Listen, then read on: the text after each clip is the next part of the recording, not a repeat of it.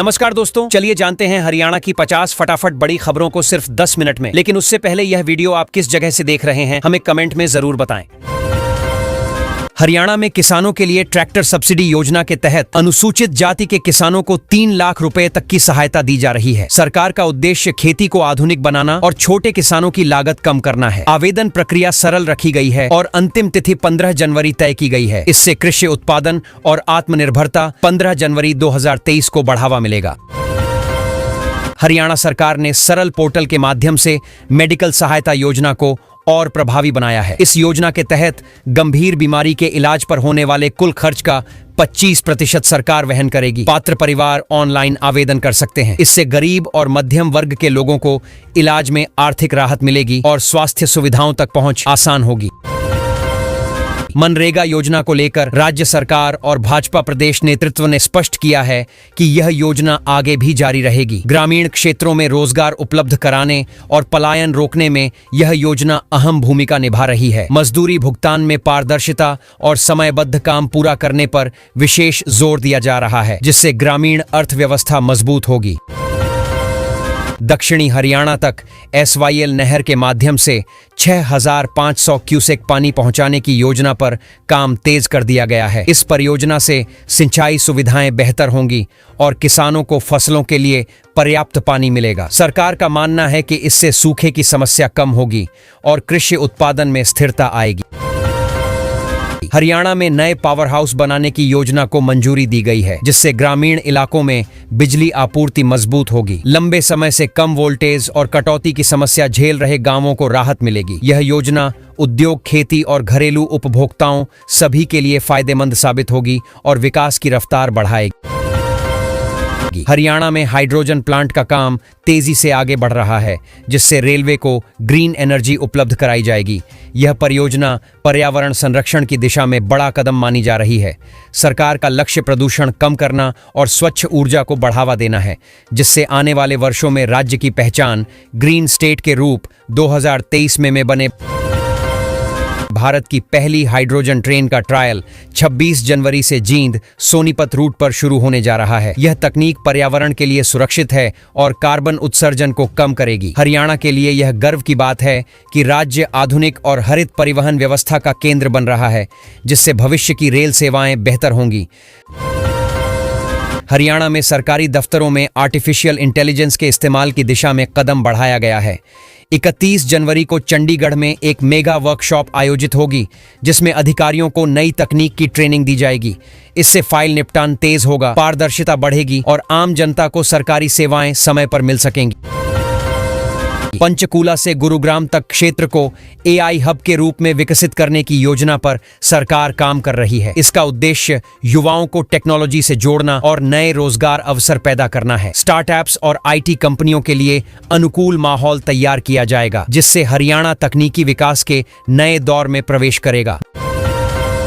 नूंह जिले में लंबे समय से अधूरे पड़े यूनानी मेडिकल कॉलेज का निर्माण कार्य पूरा करने के लिए सरकार ने 18 करोड़ रुपए से अधिक की राशि जारी की है। इस कॉलेज के शुरू होने से क्षेत्र में चिकित्सा शिक्षा को बढ़ावा मिलेगा और स्थानीय युवाओं को पढ़ाई के बेहतर अवसर मिलेंगे। साथ ही स्वास्थ्य सेवाएं भी मजबूत होंगी। हरियाणा में 23वें जिले के रूप में हांसी को शामिल किया गया है, जिसमें 111 गांव जोड़े गए हैं। नए जिले के गठन से प्रशासनिक सुविधाएं लोगों के और करीब आएंगी। विकास कार्यों में तेजी आएगी। सरकारी योजनाओं का लाभ सीधे ग्रामीणों तक पहुंचेगा और क्षेत्रीय संतुलन को भी मजबूती मिलेगी। राज्य सरकार ने नए साल 2026 के लिए कई विकास योजनाओं का ऐलान किया है। इन योजनाओं में सड़क, बिजली, पानी, शिक्षा और स्वास्थ्य से जुड़े प्रोजेक्ट शामिल हैं। सरकार का फोकस बुनियादी ढांचे को मजबूत करने और रोजगार के अवसर बढ़ाने पर है, जिससे हरियाणा की समग्र विकास यात्रा को नई दिशा मिले। हरियाणा कैबिनेट की बैठक में नए साल की शुरुआत में कई अहम विकास परियोजनाओं पर चर्चा की गई। इन परियोजनाओं का उद्देश्य शहरी और ग्रामीण दोनों क्षेत्रों में सुविधाओं का विस्तार करना है। सरकार ने स्पष्ट किया कि योजनाओं को समयबद्ध तरीके से पूरा किया जाएगा, ताकि जनता को जल्द से जल्द लाभ मिल सके। हरियाणा पावर यूटिलिटी ने भर्ती प्रक्रिया में लोअर मेरिट को प्राथमिकता देने का फैसला लिया है। इससे सामाजिक संतुलन बना रहेगा और वंचित वर्ग के युवाओं को अवसर मिलेंगे। यह कदम रोजगार में समानता की दिशा में अहम माना जा रहा है और इससे राज्य में युवाओं का भरोसा सरकारी प्रक्रियाओं पर मजबूत होगा। HPSSC ने वर्ष 2026 का परीक्षा कैलेंडर जारी कर दिया है। आयोग के अनुसार जनवरी महीने में कई महत्वपूर्ण भर्तियों के नोटिफिकेशन जारी किए जाएंगे। इससे अभ्यर्थियों को तैयारी की स्पष्ट दिशा मिलेगी। समय पर जानकारी मिलने से उम्मीदवार बेहतर रणनीति बना सकेंगे और प्रतियोगी परीक्षाओं में सफलता की संभावना बढ़ेगी।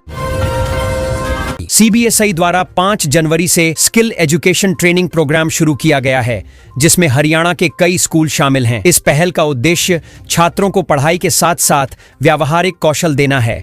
इससे विद्यार्थियों की रोजगार क्षमता बढ़ेगी और वे भविष्य की जरूरतों के अनुसार खुद को तैयार कर सकेंगे। हरियाणा के कई जिलों के स्कूलों में स्किल डेवलपमेंट प्रोग्राम शुरू किए गए हैं। इन कार्यक्रमों के तहत छात्रों को तकनीकी, डिजिटल और व्यावसायिक प्रशिक्षण दिया जा रहा है। शिक्षा विभाग का मानना है कि इससे बच्चों में आत्मविश्वास बढ़ेगा और वे पढ़ाई पूरी करने के बाद सीधे रोजगार या स्वरोजगार की ओर बढ़ सकेंगे। कबड्डी चैंपियंस लीग का आयोजन 25 जनवरी से शुरू होने जा रहा है, जिसमें हरियाणा की खेल भावना साफ दिखाई देगी। राज्य लंबे समय से कबड्डी के लिए जाना जाता है। इस प्रतियोगिता से युवा खिलाड़ियों को मंच मिलेगा और खेल संस्कृति को बढ़ावा मिलेगा। साथ ही प्रदेश की पहचान खेलों के गढ़ के रूप में और मजबूत होगी।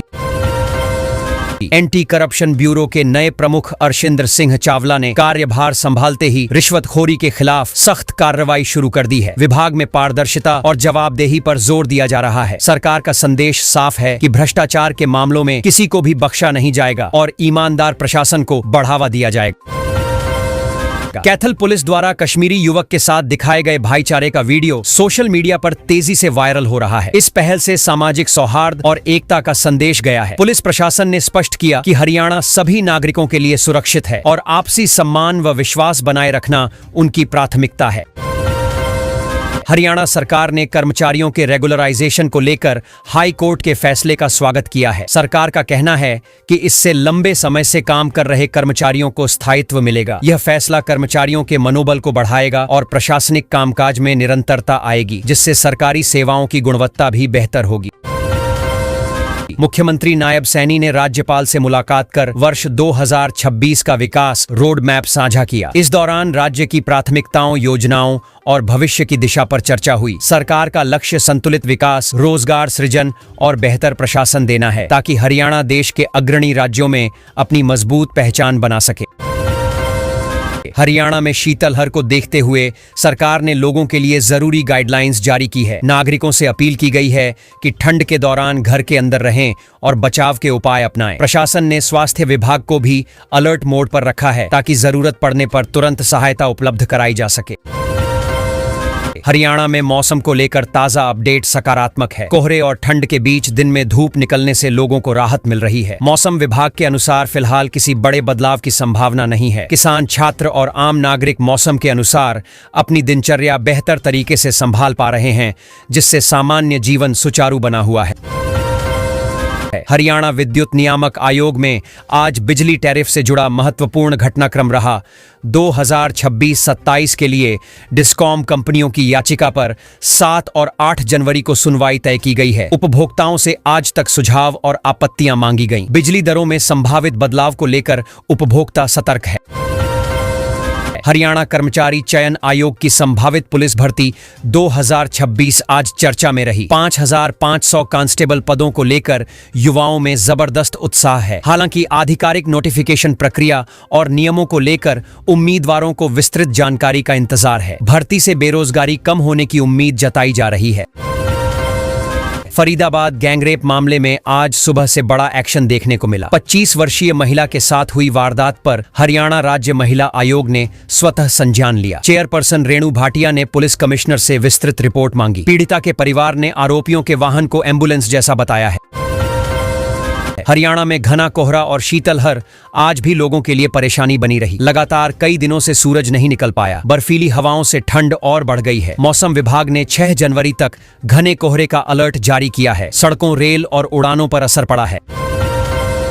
हरियाणा शिक्षक पात्रता परीक्षा 2026 के लिए आज रजिस्ट्रेशन का आखिरी दिन है। Board of school education Haryana की वेबसाइट पर रात 12 बजे तक आवेदन किया जा सकता है। अभ्यर्थियों को 5 जनवरी तक करेक्शन का मौका मिलेगा। परीक्षा 17 और 18 जनवरी को प्रस्तावित है। डेरा सच्चा सौदा प्रमुख गुरमीत राम रहीम को आज फिर 40 दिन की पैरोल मिली है। वह रोहतक की सुनारिया जेल में बंद है। पैरोल मिलने के बाद राजनीतिक और सामाजिक हलकों में चर्चाएं तेज हो गई हैं। यह उनकी कई बार मिली पैरोल में से एक मानी जा रही है। करनाल में आज दिन दहाड़े सर्राफा दुकान में बड़ी लूट की वारदात सामने आई। बदमाश करीब 15 लाख रुपए नकद और लगभग 1.5 किलो सोना लेकर फरार हो गए। पुलिस ने मौके पर पहुंचकर जांच शुरू की और सीसीटीवी फुटेज खंगाले जा रहे हैं। शहर में दहशत का माहौल है। महेंद्रगढ़ में आज स्थानीय स्तर पर आयोजित चाय कार्यक्रम में अभय यादव ने शिरकत की। इस दौरान आम लोगों से सीधा संवाद किया गया। क्षेत्र से जुड़ी समस्याओं, विकास कार्यों और युवाओं के मुद्दों पर चर्चा हुई। कार्यक्रम को राजनीतिक दृष्टि से भी अहम माना जा रहा है। रोहतक से सांसद दीपेंद्र सिंह हुड्डा का आज जन्मदिन है। सुबह से ही समर्थकों और नेताओं की शुभकामनाएं मिल रही हैं। सोशल मीडिया पर उनके नाम से ट्रेंड चल रहा है। जगह जगह कार्यक्रम आयोजित किए गए। राजनीतिक गलियारों में इस दिन को शक्ति प्रदर्शन के तौर पर भी देखा जा रहा है। गुरुग्राम में आज वायु गुणवत्ता सूचकांक 300 के पार पहुंच गया। प्रदूषण बहुत खराब श्रेणी में दर्ज किया गया। घने कोहरे के साथ मिलकर सांस लेना मुश्किल हो रहा है। बुजुर्गों और बच्चों को घर में रहने की सलाह दी गई है। प्रशासन हालात पर नजर बनाए हुए है। मौसम विभाग के अनुसार आज हरियाणा में सबसे कम तापमान महेंद्रगढ़ में 4 डिग्री सेल्सियस दर्ज किया गया। कड़ाके की ठंड से जनजीवन प्रभावित है। लोग अलाव का सहारा ले रहे हैं। ठंड से बचाव के लिए प्रशासन ने एहतियाती निर्देश जारी किए हैं। रोहतक में आज सुबह घना कोहरा छाया रहा। विजिबिलिटी लगभग शून्य हो गई। सड़कों पर वाहन रेंगते नजर आए। कई स्कूलों में बच्चों की उपस्थिति कम रही। यातायात पुलिस ने लोगों से सावधानी बरतने और अनावश्यक यात्रा से बचने की अपील की है। हरियाणा लोक सेवा आयोग ने वर्ष 2026 के लिए परीक्षा कैलेंडर जारी कर दिया है। जनवरी महीने में कई महत्वपूर्ण भर्तियों के नोटिफिकेशन आने की संभावना है। आयोग के अनुसार अभ्यर्थियों को समय रहते आवेदन और परीक्षा की तैयारी करने की सलाह दी गई है। हरियाणा में दवाओं की कीमतों पर नियंत्रण के लिए निगरानी व्यवस्था शुरू कर दी गई है। अधिक दाम वसूलने वाले मेडिकल स्टोर और दवा विक्रेताओं पर कार्रवाई होगी। आम लोगों की शिकायत के लिए सरकार ने एक टोल फ्री नंबर भी जारी किया है। हरियाणा बिजली नियामक आयोग ने बिजली दरों को लेकर बड़ी प्रक्रिया शुरू की है। बिजली कंपनियों ने 51,152 करोड़ रुपए की मांग रखी है, जिस पर 7 और 8 जनवरी को जन सुनवाई होगी। आम उपभोक्ता भी इस प्रक्रिया में अपनी राय दर्ज करा सकेंगे।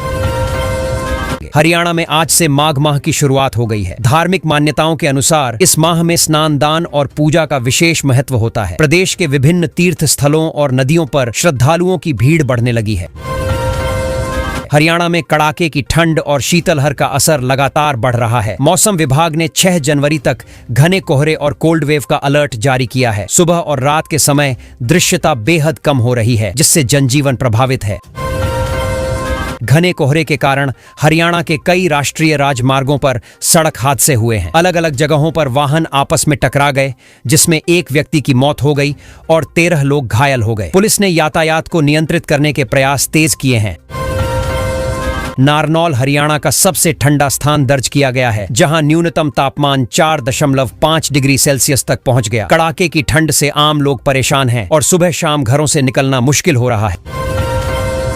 हरियाणा में वर्ष 2025 के दौरान लिंगानुपात में सुधार दर्ज किया गया है। 2019 के बाद पहली बार औसत लिंगानुपात बढ़कर 923 तक पहुंचा है। सरकार और सामाजिक संगठनों ने इसे जागरूकता अभियानों का सकारात्मक परिणाम बताया है।